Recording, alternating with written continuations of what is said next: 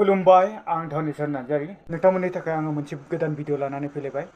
बर' माहारिनि सायाव सासे सुबुङा बुंदों आब्रुथि गैयै बाथ्रा। अरुणाचलनि सासे आइजोआ बाजारनिफ्राय बायना लाबोदोंमोन गोसोम माइरं।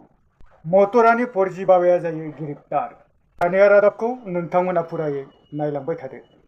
जाजां कामा कच मुंनि सासे सुबुङा जोंनि बर' माहारिनि सायाव गोबां आब्रुथि गैयै बाथ्रा बुंनाय, गाज्रि रावजों सोंखारिनायखौ जोङो नुनो मोनदों। দিয়ক বেছি আহি উল্টাং পাল্টাং কথা নক'ব আৰু যি আপোনালোকে যে কয় পাতানি চুৰ কথা মই একো নকওঁ। যদি আপোনালোকে কোনোবা দিনা কোনো সংগঠনৰ দ্বাৰা প্ৰেছ মিটত আহি তেনেকুৱা কথা কয় চিধা একদম জেলৰ একদম ভাল জেগাত পहुंचाই দিম। দম আছে যদি আহি ক'ব। अरुणाचलनि सासे आइजोआ डिब्रुगड़ जिल्लानिफ्राय बायनानै लाबोदोंमोन गोसोम माइरं। नाथाय बे गोसोम माइरंखौ जेब्लानोखि बिथाङा संनो थाखाय दैजों सुदोंमोन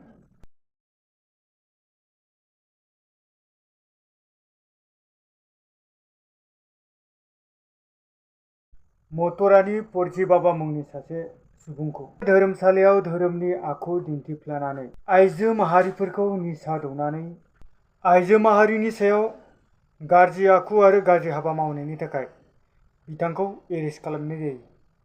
दिनैनि रादाबा एसेनोसै। गोजोन्थों।